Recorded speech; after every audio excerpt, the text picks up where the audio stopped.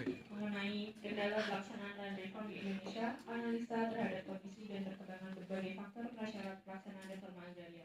Di sini saya bersama dengan rekan-rekan saya yang bertugas, yaitu ada Kak Arisa Intan selaku penyaji, kemudian ada Naratama Bayu Atmaja selaku Pemras 1 dan Mbak Pania Puspita selaku Pemras 2 serta juru kamera yaitu Afiza Mahendra.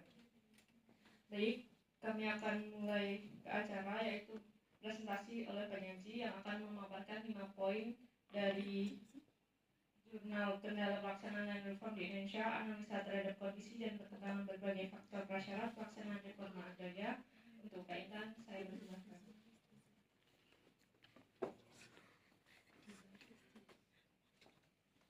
Baik, mohon izin Bapak, mohon izin rekan-rekan. Saya akan membacakan 5 poin yang menurut saya menarik dari materi 3. Yang pertama, keadilan penguasaan tanah disertai peningkatan produksi pertanian tidak akan mampu dicapai secara optimal apabila tidak didahului oleh land reform. Jadi, land reform tetaplah menjadi langkah dasar dalam pembangunan pertanian dan pedesaan. Mengapa dapat dikatakan begitu? Karena kegiatan-kegiatan land reform ini sangat menjadi dasar dari keadilan penguasaan tanah. Seperti yang kita tahu, land reform itu mencakup pembatasan luas tanah maksimum, selanjutnya luas tanah minimum, luas pertanian minimum, di mana jika tanah pertanian tidak ada luas minimumnya, apakah mungkin seorang petani dapat menanam padi di tanah hanya seluas 50 meter persegi? Tentu saja hal itu tidak akan optimal. Legalisasi aset, redistribusi tanah, pemberdayaan ekonomi masyarakat, dan larangan pertanian secara absente. Dari kegiatan-kegiatan land reform tersebut, kegiatan itu sangat menunjang kesejahteraan masyarakat. Jadi dapat dikatakan kesejahteraan dan keadilan tidak dapat dilaksanakan jika tidak didasari oleh land reform.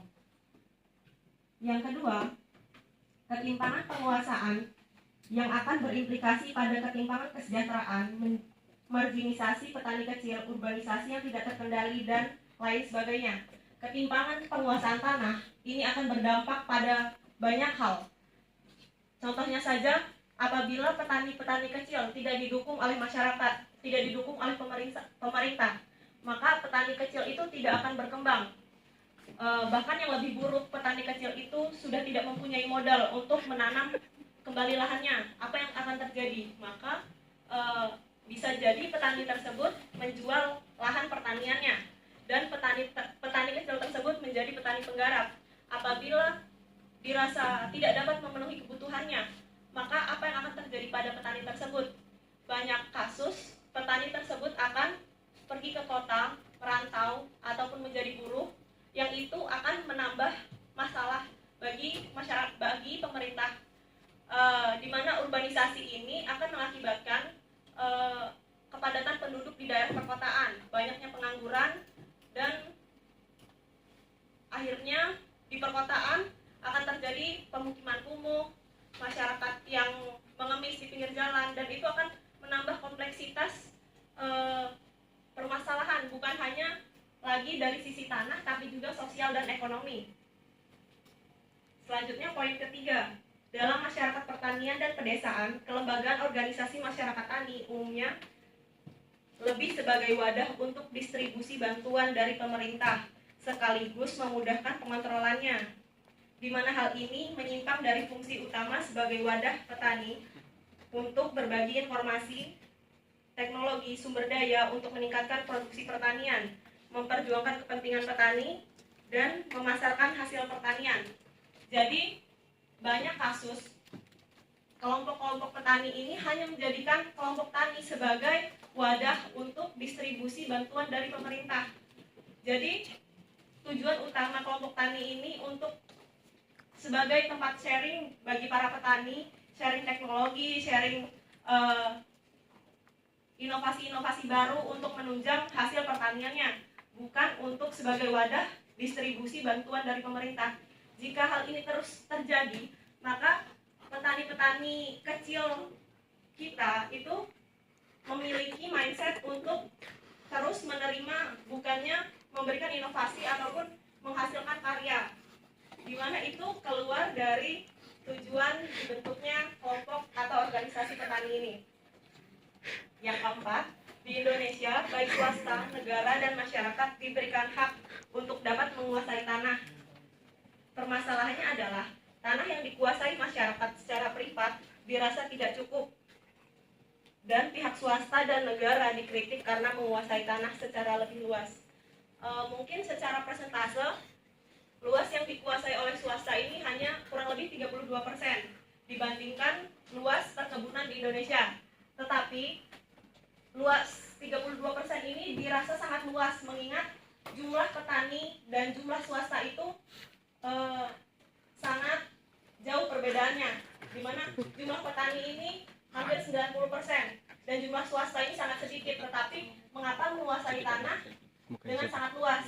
Hal ini tentu bertentangan dengan amanat dari Undang-Undang dari ayat 33, dari pasal 33 ayat 3 Undang-Undang Dasar 1945, di mana bumi, air, dan kekayaan alam yang terkandung di dalamnya digunakan untuk sebesar-besar kemakmuran rakyat. Jadi hal ini dirasa kurang pas dan menjadi salah satu indikasi masih belum terselenggaranya reforma agraria di Indonesia. Yang kelima, pada pundak politikuslah tonggak utama land reform terletak. Mereka yang mampu memutuskan apakah land reform akan dilaksanakan atau tidak sama sekali sebagai pengambil keputusan. Jadi maksudnya di sini adalah pada tonggak politikuslah apakah land reform ini akan dilaksanakan atau tidak. Seperti yang terjadi di sejarah-sejarah land reform Indonesia pada masa Orde Lama, itu ada tuntutan dari PKI untuk membagi-bagikan tanah, tetapi hal itu juga belum terlaksana karena ada desakan politik, dan akhirnya pada masa Orde Baru reforma agraria ditiadakan dan diganti programnya dengan transmigrasi. Mungkin ini bukan bagian dari reforma agraria, tapi ini bentuk upaya dari pemerintah untuk pemerataan jumlah penduduk, dan akhirnya penduduk yang pindah ke pulau yang lebih sedikit orangnya akan mendapatkan tanah. Ini memang bukan bagian dari reforma agraria, tetapi juga upaya dari pemerintah untuk pemerataan penguasaan tanah. Dan pada era reformasi, reforma agraria ini belum sepenuhnya berjalan, masih terkendala oleh situasi politik kita saat ini. Seperti yang kita tahu, kita sudah banyak regulasi-regulasi yang mengatur tentang misalkan penguasaan tanah secara absente, larangan penguasaan tanah maksimum atau batasan penguasaan tanah minimum. Kita sudah memiliki aturan itu, tetapi masih terkendala. Mengapa itu belum dapat dilaksanakan secara optimal? Karena politiklah yang menentukan. Apabila ada regulasi yang mengatur itu harus dilaksanakan secara tegas, tentu saja itu memang dapat dilaksanakan. Tetapi selama ini tidak ada langkah tegas dari pemerintah untuk melaksanakan aturan yang telah dibuat. Terima kasih, saya kembalikan lagi ke moderator. Baik, terima kasih atas 5 poin yang telah dipaparkan. Saya persilakan pembahasan satu untuk menanggapi 5 poin yang telah dipaparkan oleh penyaji. Kepada saudara Narotama, saya persilakan.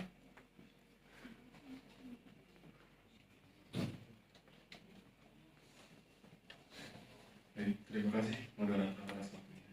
Izin Bapak, di sini saya akan membahas terkait ketimpangan penguasaan lahan. Yakni saya akan membahas terutama pada penggunaan perkebunan dalam kelapa sawit. Data BPS menunjukkan lebih dari 54% perkebunan kelapa sawit itu dikuasai oleh perusahaan swasta.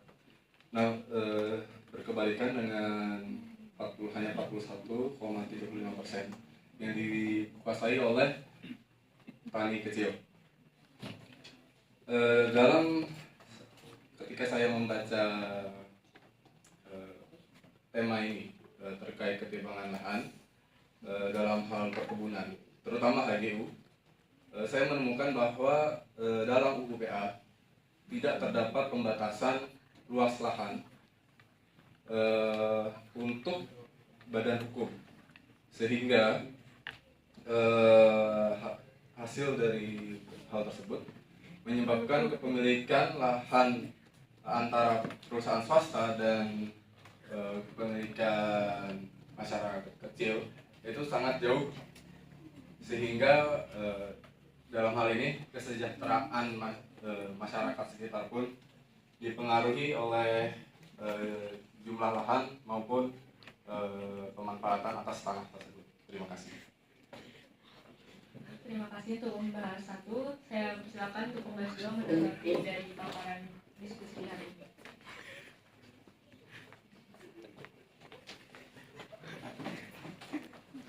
Baik, terima kasih waktunya kepada moderator. Mohon izin Pak Aris dan Pak Fauzi. Saya tertarik kepada poin kelima di mana disebutkan bahwa pada pundak politikus tonggak utama land reform terletak. Mereka yang memutuskan apakah land reform akan dilaksanakan atau tidak sama sekali sebagai pengambil keputusan. Padahal menurut Peraturan Presiden Republik Indonesia Nomor 86 Tahun 2018 tentang reforma agraria, pasal 3 ayat 1 menyatakan bahwa penyelenggaraan reforma agraria sebagaimana dimaksud dalam pasal 2 dilakukan oleh pemerintah pusat dan pemerintah daerah. Hal ini menunjukkan bahwa pelaksanaan land reform tidak semata-mata bergantung pada keputusan politikus secara individu, tetapi bahwa pelaksanaan land reform adalah amanat hukum yang mengikat lembaga pemerintahan, bukan sekadar keputusan yang bersifat opsional bagi politikus. Terima kasih. Baik, terima kasih untuk pembahas 1 dan 2. Kita akan mendengarkan respon dari penyaji mengenai poin-poin yang telah dibahas oleh pembahas 1 dan 2. Baik, terima kasih kepada pembahas 1 dan pembahas 2. Saya akan mulai dari tanggapan pembahas 1. Saya setuju dengan pendapat pembahas 1 bahwa memang belum ada aturan yang mengatur tentang luasan tanah maksimum bagi badan hukum atau bagi swasta. Jadi luas HGU yang dimiliki perorangan maksimal 25 hektar dan belum ada aturan yang mengatur tentang luas maksimum suatu badan hukum atau swasta itu. Memang seharusnya dibuatkan aturannya karena fungsi utama reforma agraria ini adalah agar mengurangi ketimpangan penguasaan tanah. Apabila pihak swasta tidak diberikan batasan, maka tanah-tanah perkebunan akan banyak dikuasai oleh swasta. Tetapi pertimbangannya, mengapa banyak tanah-tanah yang dikuasai swasta bukan perorangan, karena dalam HGU itu ada tuntutan untuk mengupayakan tanah itu secara optimal dengan teknologi yang ada saat itu. Jadi dikhawatirkan jika masyarakat yang diberikan HGU, tetapi misalkan diberikan HGU dengan luas 20 hektar atau lebih, maka dikhawatirkan masyarakat tidak semuanya mampu untuk mengusahakan tanah tersebut dan akan menjadi tanahnya bahkan menjadi tidak optimal. Jadi sebelum adanya peraturan yang membatasi luasan tanah maksimal untuk swasta, kita harus dapat memastikan bahwa masyarakat yang memperoleh HGU secara privat itu telah memenuhi syarat untuk memiliki HGU dengan luasan tertentu. Selanjutnya pembahas 2. Memang di dalam peraturannya reforma agraria ini dilaksanakan oleh semua kalangan, baik masyarakat, pegawai BPN ataupun pemerintah daerah. Tetapi pengambilan keputusan apakah reforma agraria ini dilaksanakan atau tidak itu berada pada pemerintah pusat. Contohnya saja pada era Orde Baru yang saya katakan tadi, dapat dikatakan pada era Orde Baru itu pemerintah pusat berfokus pada perusahaan-perusahaan besar. Jadi berbeda dengan rencana awal di Orde Lama, Orde Baru ini berfokus pada perusahaan-perusahaan besar. Jadi lahan-lahan pertanian itu dikuasai oleh perusahaan-perusahaan besar.